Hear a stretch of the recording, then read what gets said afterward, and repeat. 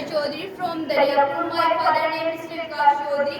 He is a lecturer. I study 8th standard. My class teacher name is Mr. Ramesh sir. हार को जीत की दुआ मिल गई, हार को जीत की दुआ मिल गई, तब तो मौसम में ठंडी हवा मिल गई, तब तो मौसम में ठंडी हवा मिल गई। आप आए श्रीमान जी, यूं लगा जैसे तकलीफ को कुछ दवा मिल गई। आप आए श्रीमान जी, यूं लगा जैसे तकलीफ को कुछ दवा मिल गई। परवंदे माशार्टे बाहर से आई हुए अतिथि गण आदरणीय प्रधानाचार्य जी, आचार्य जी एवं मेरे प्यारे भैया बहनों, जैसे कि आप सभी को विदित है, आज हम यहाँ पे एक ऐसे महापुरुष की जयंती मनाने के लिए इकट्ठित हुए जिन्होंने खंड खंड बटे भारत को अखंड भारत में बदल कर रख दिया। उनका जीवन बहुत ही संघर्षपूर्ण रहा है। मैं उनके संघर्ष के बारे में 2 लाइनें कहना चाहूंगी। टूटकर ही तो टहनी पतवार बनती है, टूटकर ही तो टहनी पतवार बनती है। एक चिंगारी ही तो देखकर अंगार बनती है, एक चिंगारी ही तो देखकर अंगार बनती है। रोंदी जाती है जो मिट्टी पैरों तले, रोंदी जाती है जो मिट्टी पैरों तले, वही मिट्टी तो एक दिन मीनार बनती है, वही मिट्टी तो एक दिन मीनार बनती है। आज का दिन हम सबके लिए हर्ष, उत्सव व गर्व लेकर आया है।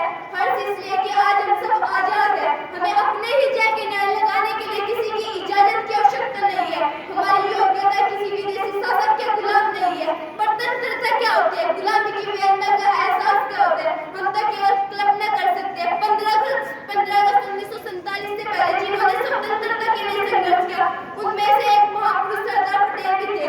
उनके बारे में 2 लाइनें कहना चाहूंगी। छत की उम्र पूछनी है तो ठहती दीवारों से पूछ, छत की उम्र पूछनी है तो ठहती दीवारों से पूछ, आग का मतलब जलते हुए अंगारों से पूछ, आग का मतलब जलते हुए अंगारों से पूछ। बड़े बड़े महलों का इतिहास पूछे, बड़े बड़े महलों का इतिहास पूछे, इससे पहले कितने घर बर्बाद हुए, ये बेघर बंजारों से पूछ। इससे पहले कितने घर बर्बाद हुए, ये बेघर बंजारों से पूछ। आजादी की बलिदानी गाथा ये कंप्यूटर क्या बतलाएगा, आजादी की बलिदानी गाथा ये कंप्यूटर क्या बतलाएगा। कैसे मुकुट बचा भारत का टूटी तलवारों से पूछ, कैसे मुकुट बचा भारत का टूटी तलवारों से पूछ। गुलाम भारत में जन्म लेने वाले प्रत्येक भारतीय के पास जीवन बिताने के लिए 3 मार्ग थे और इतिहास बताता है कि 3 प्रकार के लोग ही गुलाम भारत में थे। भाई बहनों, एक मार्ग था अपनी आत्मा को मारकर कायरों की तरह अंग्रेजों के चुपचाप जुल्म सहते सहते जीवन बिताना, और सत्य यही है कि गुलाम भारत में बड़ी संख्या इसी मार्ग का चयन करने वाली थी, जो प्रतिकार के सामर्थ्य से रही थी, परंतु उनके मन के किसी कोने में आजादी की इच्छा जरूर थी। तभी सरदार पटेल जैसे महापुरुष असत्य को खत्म करने के लिए सामने, इसी के बारे में कुछ शब्द कहना चाहूंगी।